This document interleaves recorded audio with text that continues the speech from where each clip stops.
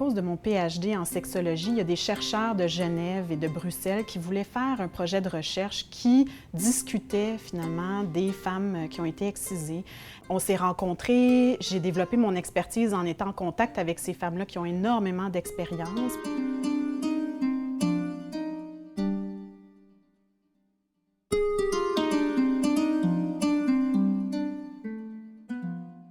L'excision, c'est vraiment quelque chose qui atteint les femmes dans leur intimité, donc autant au niveau physique qu'au niveau psychologique. Tout est interrelié, puis quand on travaille avec les femmes qui ont vécu l'excision, il faut vraiment le voir de façon très globale, de façon holistique. Souvent, c'est une excision qui a eu lieu quand elles étaient au pays, donc avant d'émigrer au Canada. J'ai eu quelques patientes aussi plus jeunes, donc des adolescentes, qui ont été excisées alors qu'elles sont retournées dans un voyage dans leur famille au pays d'origine. Au moment de l'excision, souvent, l'excision est faite de façon traditionnelle avec des exciseuses, donc pas en milieu médical, avec des instruments qui peuvent ne pas être stérilisés, sans anesthésie. Donc, évidemment, il peut y avoir des conséquences directes au niveau des infections, au niveau de la plaie de l'excision. Il peut y avoir des hémorragies. Hein, le clitoris, la région vulvaire, c'est une région qui est très vascularisée. Il y a beaucoup de petits vaisseaux sanguins. Donc, il peut y avoir un saignement important au moment de l'excision. Également, comme c'est fait sans anesthésie, la vaste majorité du temps, les enfants, les fillettes peuvent bouger au moment de l'excision. Donc, il peut y avoir une lacération qui est beaucoup plus grosse que ce qu'on avait voulu au départ ou anticipé au départ, ce qui peut faire qu'on peut atteindre une autre partie de la vulve ou même jusqu'à la vessie, l'urètre, là où on urine. Ça peut être atteint au moment de l'excision, puis avoir besoin éventuellement de soins plus poussés à l'hôpital en urgence. Évidemment, quand les instruments utilisés sont souillés ou ont été utilisés pour faire l'excision de d'autres petites filles, il peut y avoir une transmission de toutes les infections transmissibles sexuellement ou par le sang. Donc, le VIH, l'hépatite B, l'hépatite C, c'est toutes des infections qui peuvent être transmises lors de l'excision. Évidemment, sur le coup, si la jeune fille est assez grande pour s'en rappeler, il y a un impact immédiat au niveau psychologique.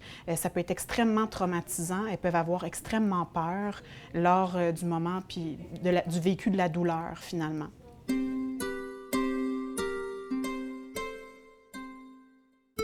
Il peut y avoir une mauvaise cicatrisation de la plaie, donc une cicatrice qui va devenir grosse, qu'on appelle une kéloïde. Ça fait comme une grosse bosse au niveau de la cicatrice. Ça peut fusionner aussi les petites lèvres, donc il peut y avoir un rétrécissement au niveau de l'introïtus vaginal, donc l'entrée vaginale. Dans certains cas d'excision, il y a aussi une suture qui va être faite après pour rapprocher les petites lèvres de façon délibérée lors de l'excision. Ce n'est pas toujours le cas. Parfois, c'est juste avec la guérison, finalement, que les petites lèvres se sont fusionnées par la suite. Mais ça a le même impact de restreindre, finalement, l'entrée vaginale et créer des douleurs lorsqu'on va commencer à vouloir mettre des tampons, lorsqu'il y a les premières relations sexuelles. Quand l'introïtus est restreint au point de vue d'être tellement petit que c'est difficile même de mettre un tampon, bien, il peut y avoir des infections urinaires à répétition parce que l'urine reste prise derrière les petites lèvres, reste à cet endroit-là et peut éventuellement devenir infectée, puis faire des infections urinaires à répétition. Ça peut être beaucoup plus long pour les femmes de vider leur vessie, donc ça peut prendre jusqu'à des 15-20 minutes pour vider la vessie complètement lors de la miction. Puis ça peut être difficile aussi au niveau des menstruations. Il peut y avoir une rétention des menstruations parce que le sang n'arrive pas à sortir. Encore une fois, des risques d'infection au niveau de l'utérus, des trompes, des ovaires. Puis ensuite, il y a tout le côté douleur nerveuse chronique, hein, parce que quand on coupe des petits nerfs au niveau de la vulve, au niveau des petites lèvres, du clitoris, il peut après ça y avoir une espèce d'hypersensibilité des nerfs qui va faire qu'il va se développer des douleurs chroniques au niveau du clitoris, au niveau des petites lèvres, au niveau de la vulve. Et cette douleur-là peut être constante ou elle peut être seulement quand on touche l'endroit de la cicatrice, qui évidemment peut avoir un énorme impact au niveau de la qualité de vie. Ce qu'on voit maintenant depuis les dernières 10 à 20 ans, c'est que les femmes se font exciser de plus en plus jeunes au niveau de l'enfance, donc même au niveau de la période néonatale, donc les nouveau-nés, jusqu'à environ 3 mois. Ce qui fait que parfois, quand on les voit plus tard à l'âge adulte, une excision qui au départ voulait être au niveau du clitoris uniquement, étant donné que le bébé était petit au moment de l'excision, finalement, il y a une grande partie des petites lèvres aussi qui a été excisée. Donc souvent, à l'âge adulte, je vais voir des femmes qui n'auront plus de capuchon du clitoris, la partie supérieure du clitoris, et plus du tout de petites lèvres non plus, alors qu'on en voyait peut-être un peu moins avant.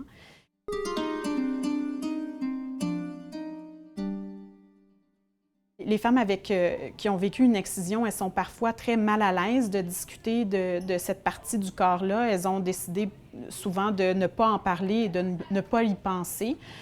Donc, quand il y a un problème relié à la cicatrice, à la guérison, à une douleur, ça peut être difficile pour elles de parler de la région du clitoris parce que ça rappelle des souvenirs qui sont difficiles. Ce qu'on voit surtout, c'est celles qui ont un souvenir très vivace du moment où elles ont été excisées. Il peut y avoir un syndrome post-traumatique relié à cet événement-là.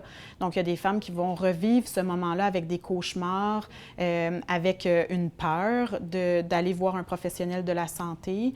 Ça peut être aussi le côté très difficile de vivre avec une atteinte de l'intimité qui a été aussi importante.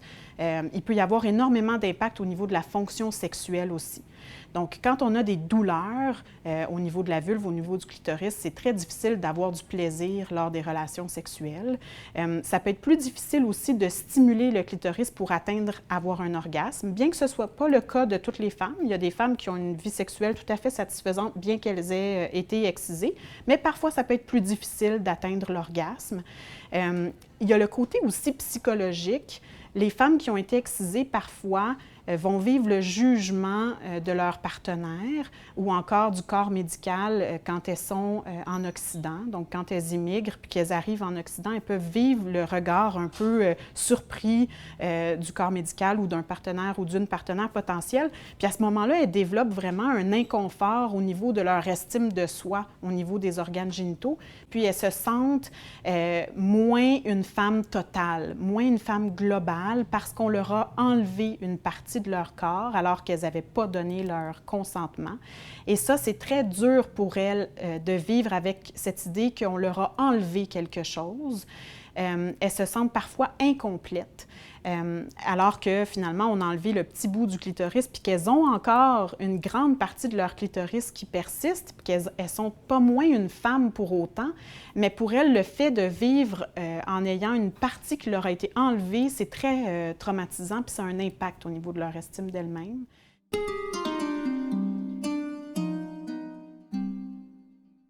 Pour l'excision en général, le principal problème, c'est la lacération, la déchirure qui va se passer lors du moment de l'accouchement.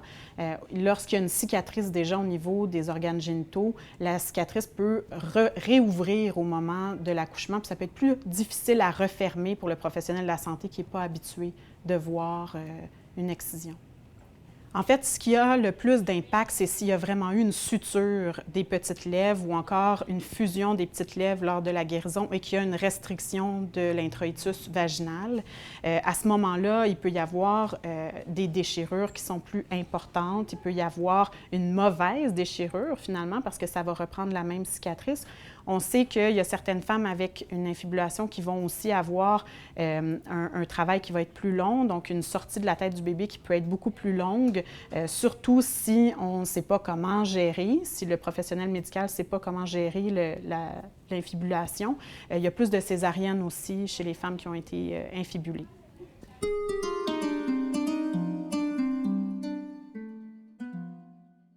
C'est important qu'elles en parlent à leurs professionnels de la santé, qu'elles en parlent à leur médecin de famille, à leur sage-femme, à leur gynécologue, que ce soit quelque chose dont elles discutent, de ne pas avoir peur d'en discuter avec le professionnel, même s'il n'y a pas de question qui vient du professionnel, d'ouvrir le sujet, que particulièrement si elles ont des problèmes reliés avec l'excision, si elles ont des douleurs chroniques, si elles ont une cicatrice qui a mal guéri, une cicatrice douloureuse, si elles ont un impact psychologique relié à l'excision, c'est très important qu'elles aillent chercher de l'aide. Si on a un impact qui est plutôt au niveau psychologique, c'est intéressant d'avoir quelqu'un qui va travailler ce côté-là, que ce soit en psychologie, En sexologie, si le problème est plutôt d'ordre sexologique, d'ordre de la fonction sexuelle, il y a plein de ressources communautaires aussi qui existent au Québec pour aider les femmes qui sont en situation de vulnérabilité, d'immigration récente, dont le RAFIC, dont la Maison Bleue,